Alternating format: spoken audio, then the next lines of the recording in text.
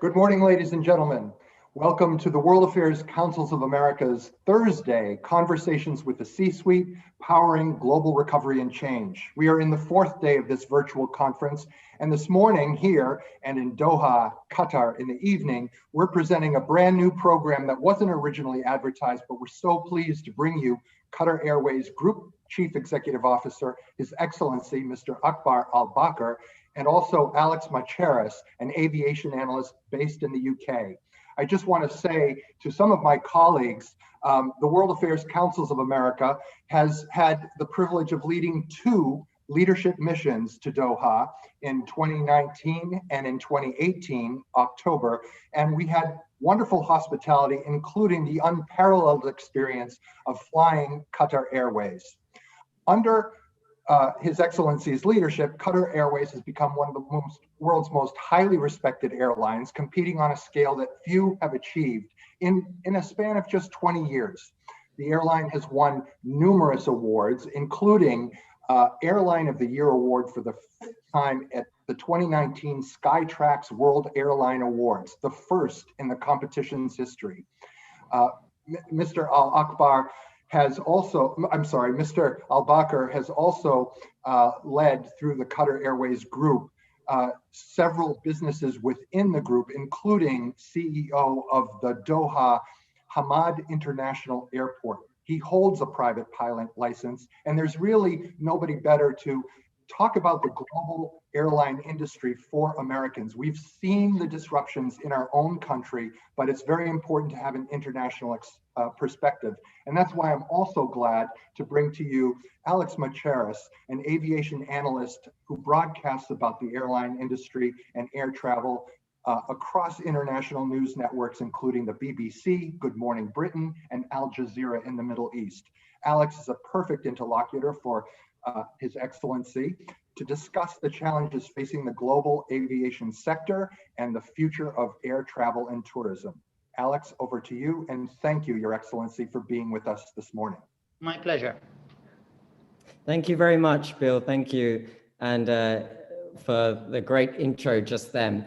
So I'm delighted this afternoon in my time, morning in the US, to be joined by yourself, Your Excellency, Mr. Akbar Al Baker, Group Chief Executive of Qatar Airways. Great to see you, Chief. For the benefit of viewers, just a quick backgrounder. Qatar Airways, the national carrier airline of the state of Qatar, one of the most prominent long-haul airlines on the earth, One World Alliance member, significant player in the American international market. Obviously, as we speak right now, we're speaking at a time that is quite unlike any other time in history. COVID-19 is the largest crisis in the history of the concept of flight. When did you realize just how destructive COVID-19 will be for this industry that was doing so well just around 7-8 months ago? Frankly, I only realized that the magnitude of this pandemic in the end of February. I was not expecting it to be so severe and so drastic, but we had to make sure that if something drastic happened, that we have a plan B, because I could see that airlines were going to stop operating, airports will start shutting down because of the huge warnings that started to come out of the WHO, though it came late, but however, it did come, so we had to prepare ourselves. But what I really never expected, it to be so severe that will not only destroy the industry, but it will also halt the economy of the world, which is quite frankly unprecedented, something that even in our wildest dreams, we never expected. I think you're right. And, you know, we've spoken before about earlier on in the year when this was isolated to just being a China issue, for example, that was going to affect the China market. Then it started to spread across Asia, and we were concerned speaking about the impact on routes, you know, across Asia before, of course, it hit Europe. And then we started to realize that actually this industry is going to face a significant challenge, what has now become the challenge. I guess what's different and what, for the benefit of viewers to spotlight, is that unlike many other airlines, in that period where you had noticed just how difficult the upcoming period would become, you developed a plan to keep flying. So unlike other airlines, you were flying through the early days of the pandemic. Just explain the decision-making behind that and how on earth you're able to operate an airline under complete new territory in the early phase of a pandemic. Quite frankly, we created a plan B since 2014, when my country got the first shock of the withdrawal of diplomatic representation in my country by the 4 blockading countries that everybody in the world knows about. So we had a plan B at that time. And then came the second shock of 2017 when we got blockaded. So we were already prepared for every kind of eventuality in the airline. And this is what greatly helped the airline when we faced with the pandemic.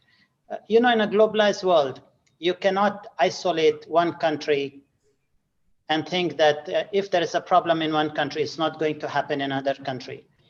China is a major player in the world economy. It's a major player in the tourism industry. It's the second largest aviation market. So when something happened there, you expect it to go all across the globe. And this is exactly what happened. So what we did, like in everything, we were already used to challenges. We made sure that this downturn in our business, this stagnation in the industry, that there has to be an opportunity. You see, when you completely close the skies, there are people stranded. Everybody is all over the place. So we made sure that we will continue our operation, albeit reduced, but we will make sure that the passengers that have booked on Qatar Airways, stranded all across our network, will be carried. We only didn't look at making profit or trying to squeeze the maximum out of our passengers. We were one of the first airline to start giving refunds to our passengers. We gave nearly 1.4 billion worth of refunds in just 8 weeks of us starting to reduce frequencies and stopping destinations. What we wanted to do is to make sure that we were still a global connector that we were agile. We adjusted our operations and our services where we thought that there was passengers that we needed to carry. Just giving you an example, we did 34 charters to carry nearly 2,000 Americans that were stranded in places you would never expect. We carried from February nearly 220,000 Americans back home. We have relaunched nearly 8 destinations in the United States, and we are about to launch 2 new destinations in the United States. So what we are trying to do is making sure that we will continue our operation. We will continue to keep our gateway, Hamad International Airport, open. You know that we are today the 3rd best airport in the world. We have focused on people trusting us, relying on us, and we always want to deliver what our passengers expect from us.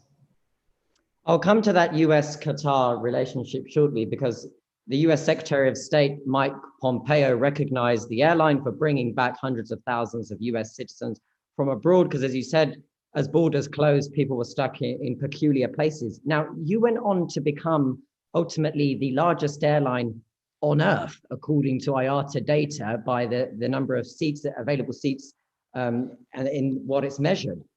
The fact that you were able to navigate between borders closing down, does it surprise you that we are now in October and many of those borders actually remain closed? The world isn't so different currently to when everything shut down in March.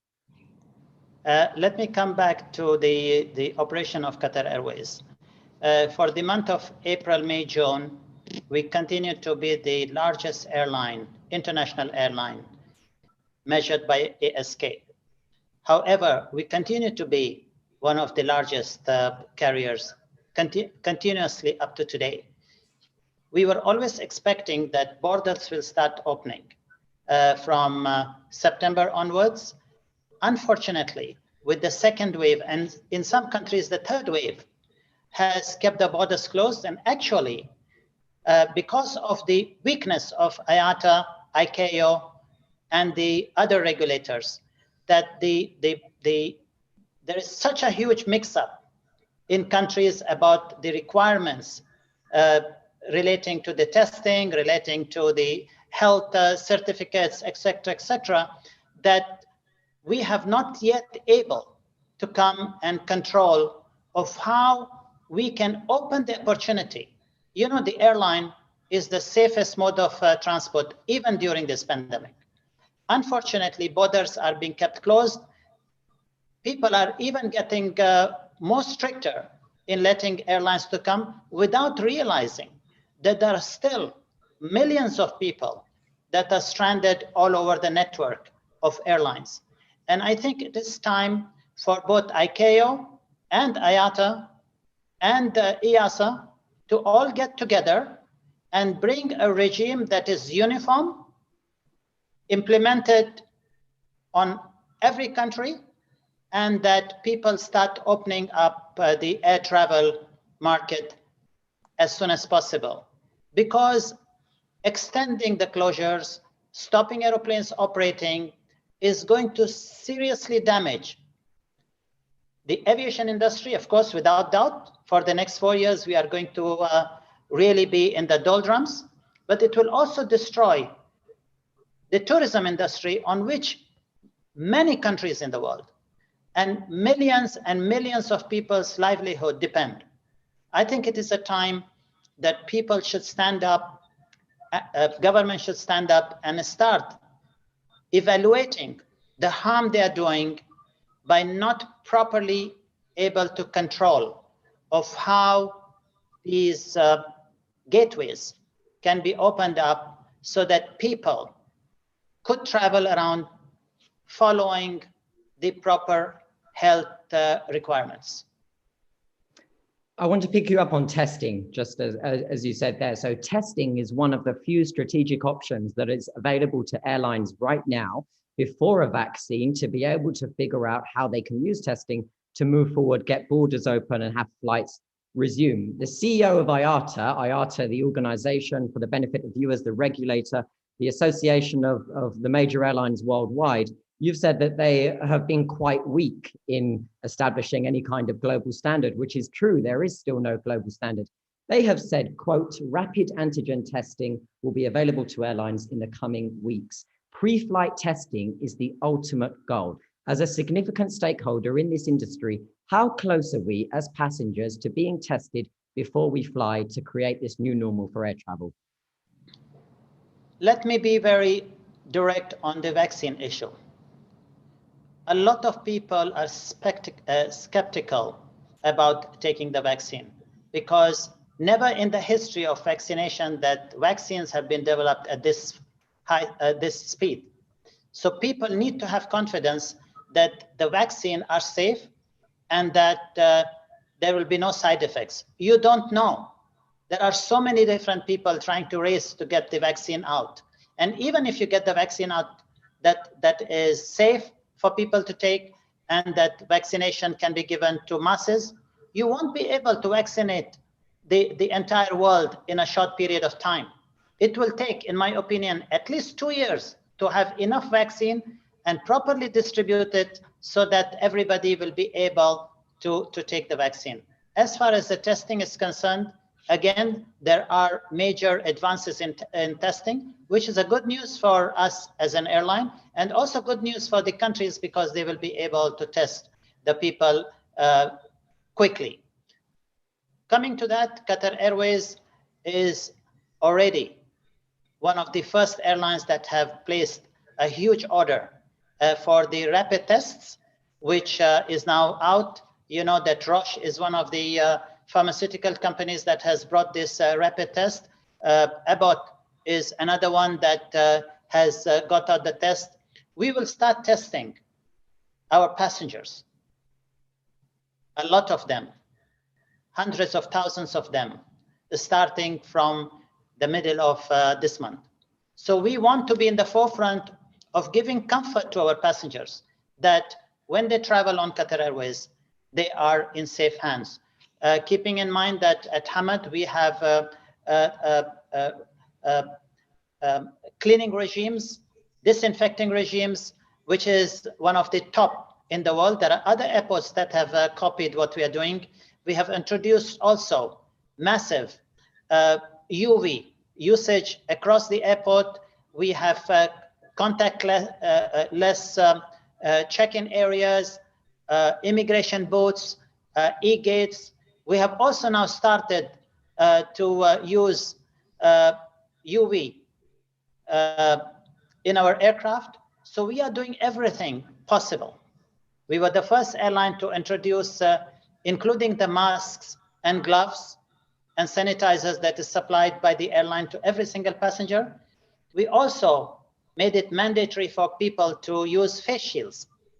So we have done everything to give people the comfort that traveling on an aeroplane is safe, and especially traveling on Qatar Airways is very safe. Are you also under the impression that, you know, another measure, if you add in face shields, if you add in the extra sanitization, you're ultimately able to keep pushing the risk down?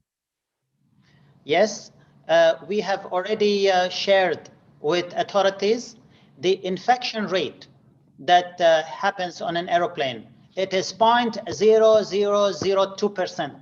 So you can see, I don't think there is any other mode of travel that will have such low infection risk of getting infection of COVID in an aeroplane. We have to keep in mind one thing. Coming back to the authorities, we need to have a recognized one standard of having health certificates and testing requirements for people that will give them comfort to travel again and start building our seriously damaged industry.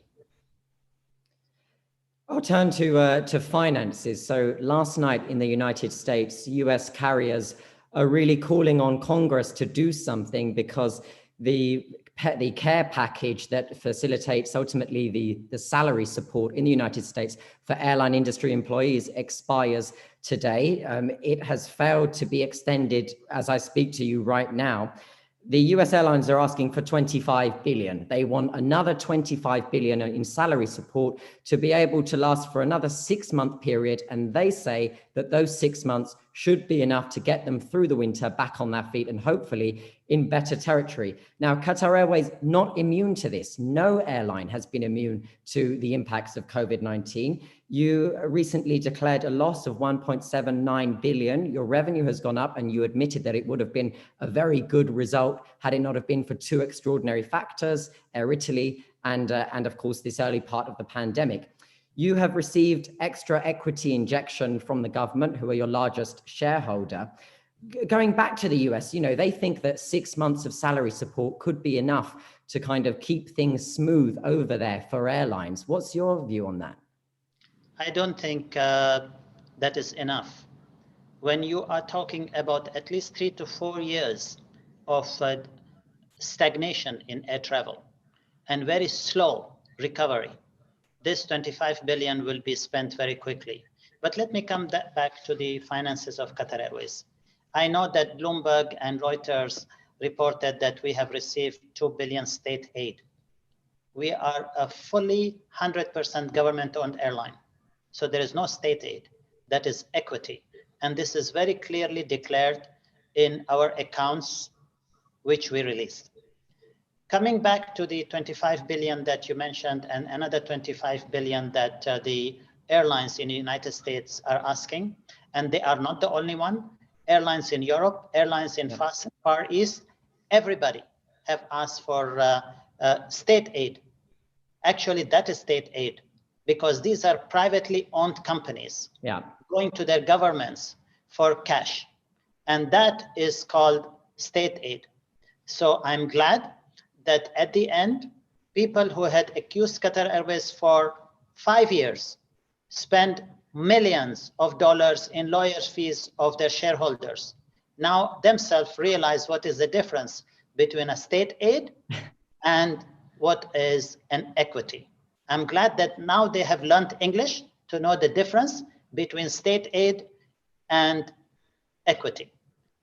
Qatar Airways losses actually was high this year is for extraordinary reasons. First and foremost, our airline operational performance was better in 2019-2020 than it was in 2018-2019, because the financial year is from the 1st of April to the 31st of March the following year. We had to take provisions for the 400+ million we lost due to Air Italy.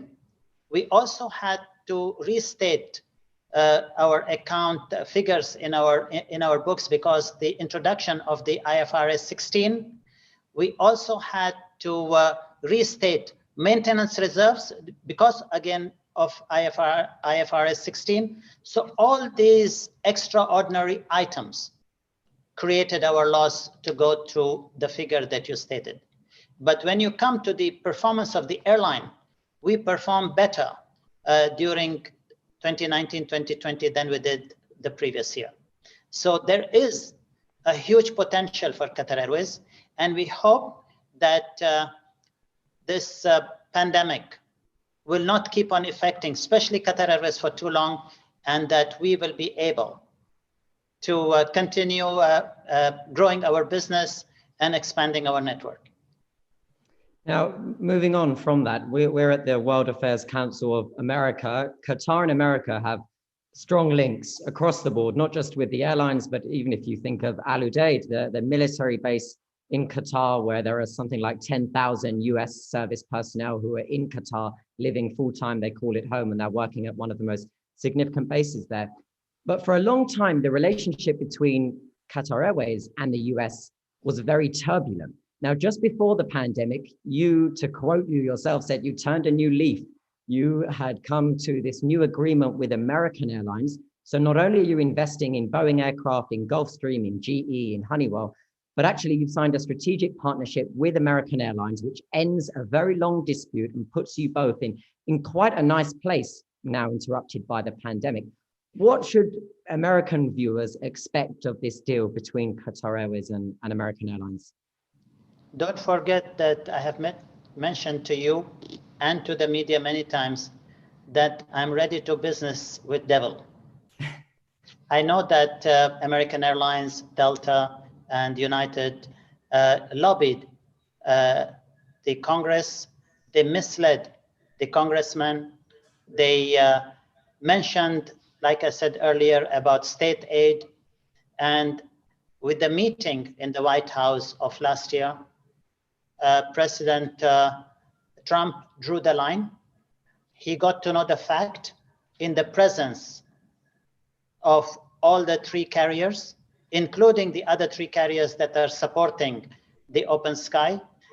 He heard from me the facts, and he realized that all the nonsense that was created over the previous 4 years, where so much time and money was wasted, that it was something that was really not what was happening.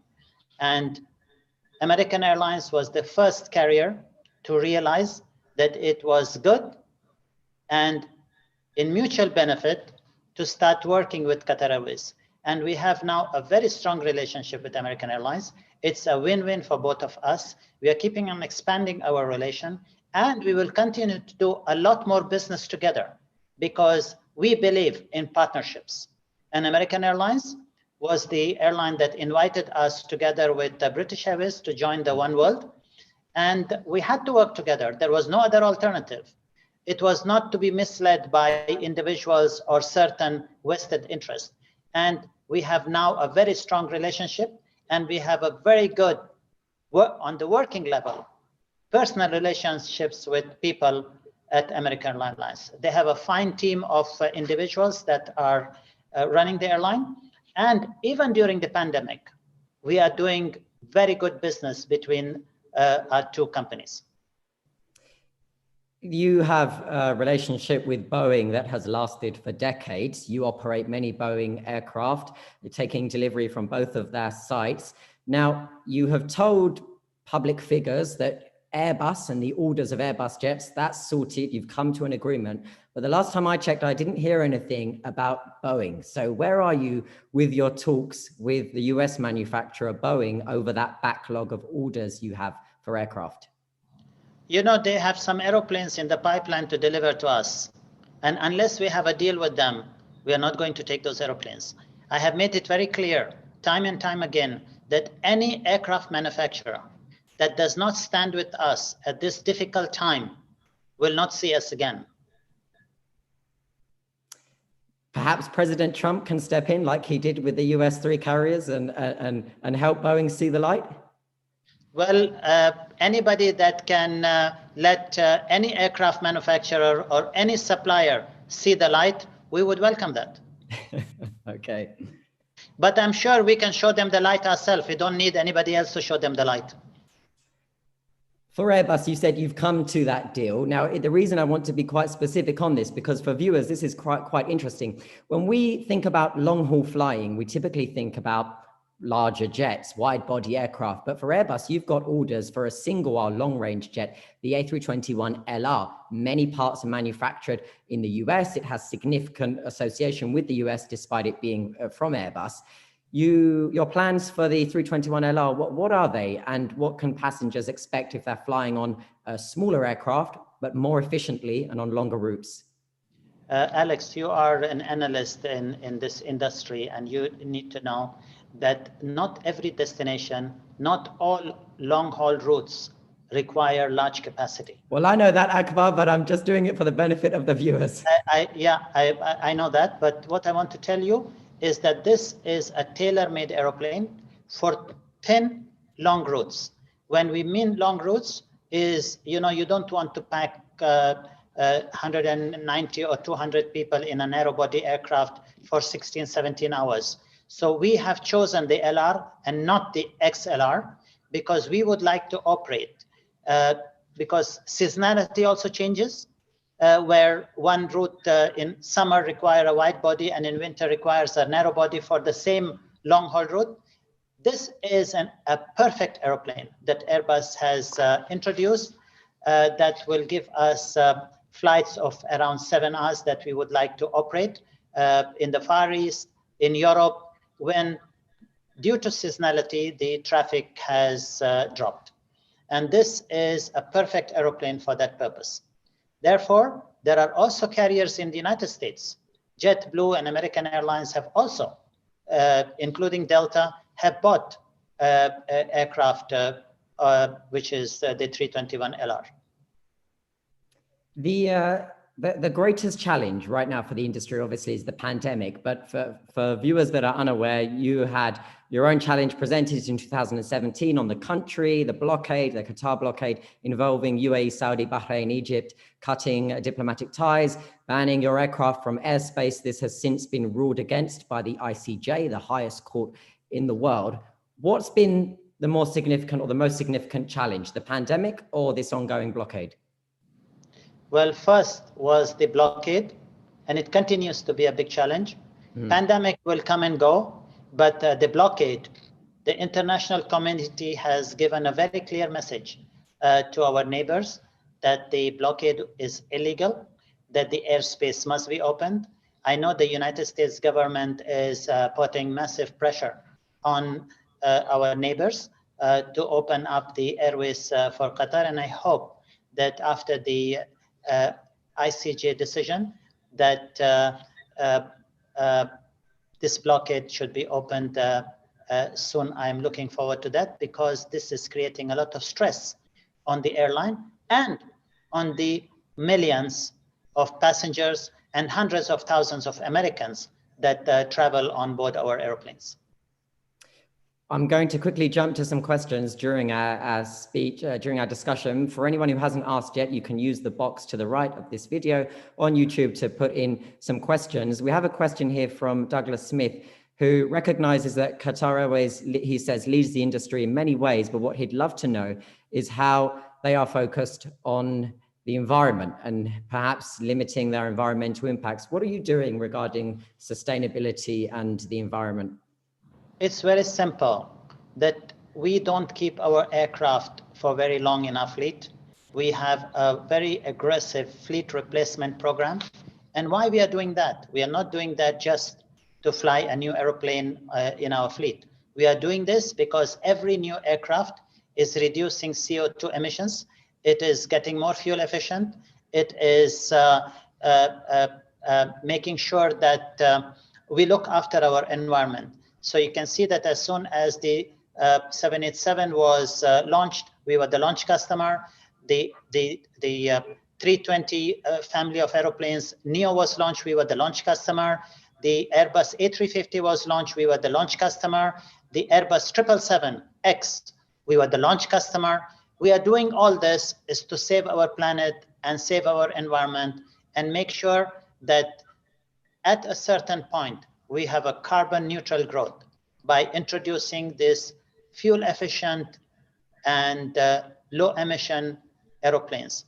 But I have mentioned it already in the past, and I would like to remind both the oil companies and the engine manufacturers and aircraft manufacturers that they need to invest in bringing biofuels as far as the oil companies are concerned, and new technology in aircraft engines for making sure that we can continue to grow our industry, because the industry is absolutely important part of our life now, that we keep on making sure that engines and biofuels are invested in so that we keep on growing, but at the same time keep on continuously reducing to the emissions, the CO2 emissions from our airplanes, to get to a level that was in the 1970s and 1980s. So if we look at how the airline goes forward in this immediate path ahead, are you saying that it's remaining committed to sustainability? Yes, but then from a passenger perspective, I think, again, you know, I get this question constantly. You know that I would be on an aircraft every 72 hours, and I'm not at the moment, as the world is pretty much grounded. Is testing genuinely the way out of this before something like a vaccine, which you commented on? Are we to look at testing? Should we be lobbying for testing? Should we be hoping that our respective governments are investing in these rapid tests?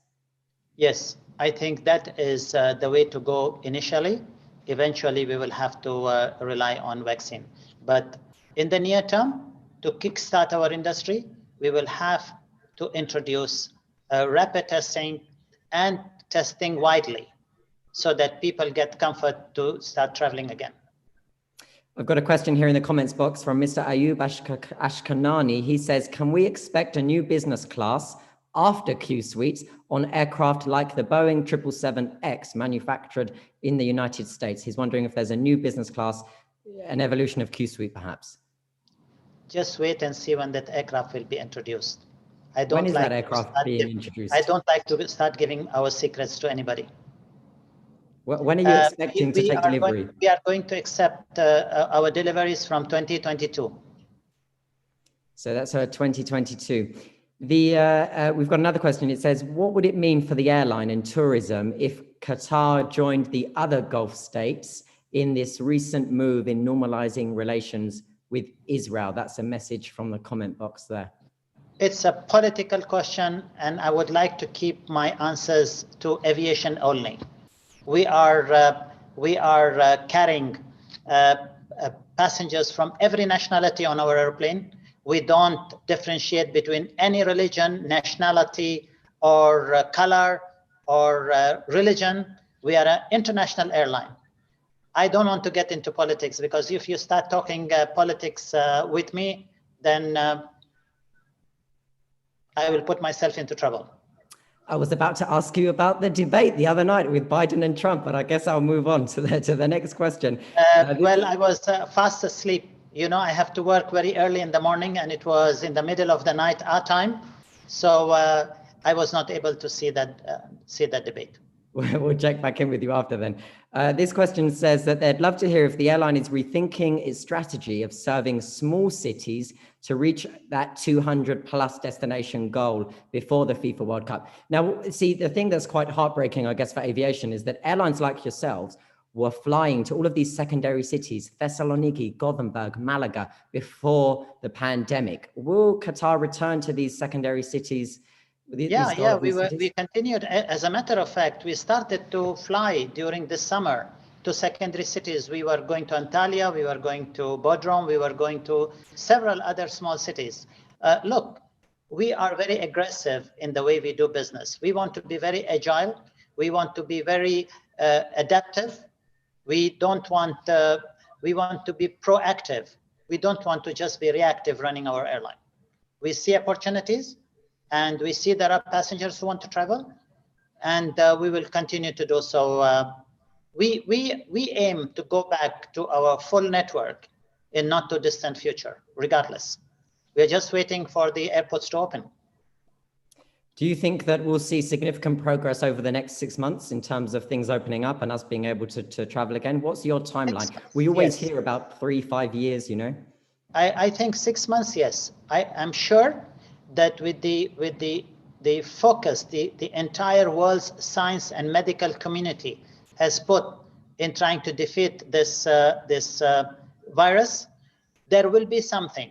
I don't know about the 100% on the vaccine issue, but I'm sure sophisticated testing will take place. And secondly, I'm sure that there will be some kind of antibiotic that will come to treat this very dangerous disease. I often say when I describe what's going on that the world is currently in the same storm, but we're all in very different boats when we look at countries and how well equipped countries are to tackle this. You addressing from your position, the wider aviation industry, what would be your message to airline leaders? What are you calling on them to do? Because ultimately it's in everybody's interest if we get this sorted and there is some leadership to get the world flying again. What's your message to other stakeholders in this sector? Well, frankly, I really don't have any other message to the CEOs. The message I really have is to the countries, to the governments and regulators, that they should look at this whole thing in the bigger picture of the world's economy and the needs of their citizens and their subjects. Because the way they have reacted, initially they were very passive, now they have become very aggressive, and they are giving everyday mixed messages to the people, which is actually frightening people more than letting them to go and do their business, taking the precautions that they need to take. Look at the example of my small country. You know, we have a very small population. We have a decline in infection. We have just 2,800 plus people that are infected. Most of them are asymptomatic. We have been able to control this pandemic very well, but my country is not closed. This is a very good example of how you can manage the situation properly. Okay, I know that 3.4 million people is the population of a city somewhere, but for a small country, this 3.4 million people are a lot of people, and it is concentrated in a very small area. But we managed to control because there was a very good leadership, understanding, and teaching people of what they should do in order for them to live a normal life. With that in mind, when do you expect from the Ministry of Public Health that you host conversations with probably on a daily basis, when do you think Americans, for example, on a tourist visa can fly and enter Qatar? When there is a good control of the spread of infection in the United States. Because like I told you, we are a small country. We cannot open our gates where the small population will be infected. So we have to play it step by step. Americans can come to Qatar to go into quarantine.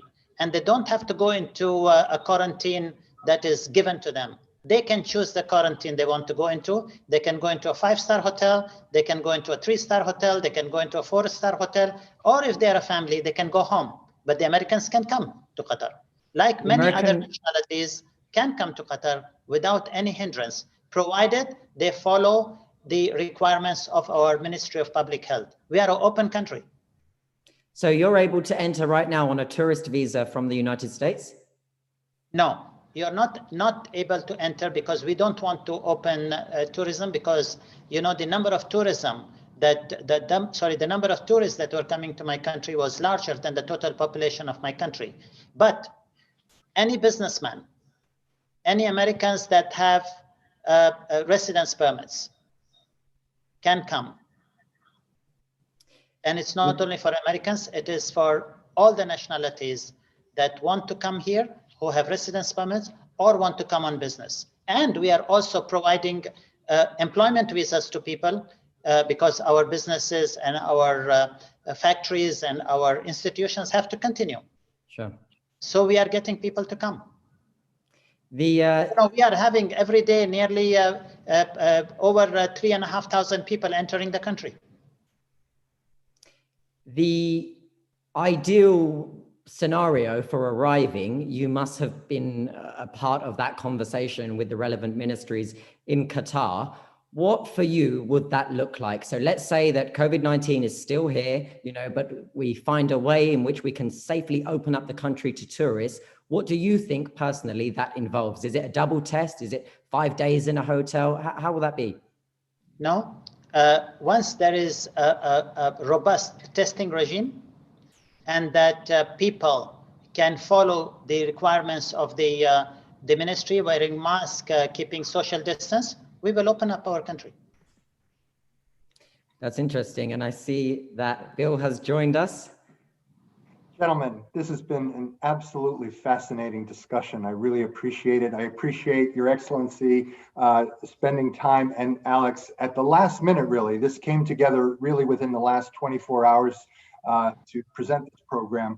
I appreciate greatly the insights and also hope next time there might be some more secrets revealed, but we've learned so much. Your Excellency, I have one question as I will exercise my privilege as the President of the World Affairs Councils of America. With 2022 FIFA World Cup on the horizon, your country will host that great sports event and the first Middle East country to do so. I surely hope we'll be beyond the pandemic then, but I wonder, what impact has COVID had on the preparations, especially in terms of infrastructure, in terms of the stadium development, and perhaps at Hamad International Airport as well? I'm extremely proud to say that my country has been in the forefront of the preparations than any other country in the world. Most of the stadiums are ready. The infrastructure is nearly 80% ready. We have major road building programs. We have Hamad International Airport has a huge expansion that is on the way at a cost of nearly $3 billion US. We have prepared the old airport of Doha also for FIFA 2022. Many hotels are being built. Cruise liners have already been contracted. I don't think, frankly speaking, Bill, that there is any country in the world that did preparation and are so advanced over 2 years ahead of schedule. So it's hands off to the organizing committee of the FIFA 2022 that they have worked so diligently. And all the ministries, this was a teamwork. Every single ministry, every single government entity were all involved, because this is really something which will be a feather in the hat of my country. And we want to do it the best FIFA tournament that has ever taken place. Well, and we have already started to rehearsals on this. We had a big tournament last December, We have again a big tournament this December. So we are doing everything, making sure that we already rehearse for the big occasion. And we will surprise everybody with the grand FIFA 2022 that will take place in my beloved country. Well, the world certainly needs a reason to celebrate, and there's nothing like sports, and in particular soccer, as we say in the United States, to bring that forward. I want to thank Alex Macheras. It is the only air-conditioned stadiums ever built in the world. Yes, and they're sustainable, and some of them, I understand, will be dismantled and shared with other countries after the tournament, which is fantastic. Yes. Yes. I want to remind my audience that at 4 p.m. Eastern today, I will be speaking with Charles Rifkin, Chairman and CEO of the Motion Picture Association here in the United States. The film industry is undergoing, also like aviation, a tremendous change and disruption due to COVID and other factors, digital and so forth. And so we'll be talking about Culture Shock, the future of entertainment at 4 p.m. at this virtual conference. On behalf of WACA, I want to thank Alex Macheras, who is UK-based analyst of aviation industry, and also His Excellency, Mr. Akbar Al Baker, who is CEO of Qatar Airways Group, for joining us this morning and this evening. For you gentlemen, thank you for your time. We really appreciate it. Thank you so much. Thank you. Thank you. Have a good day and stay healthy. Thank you.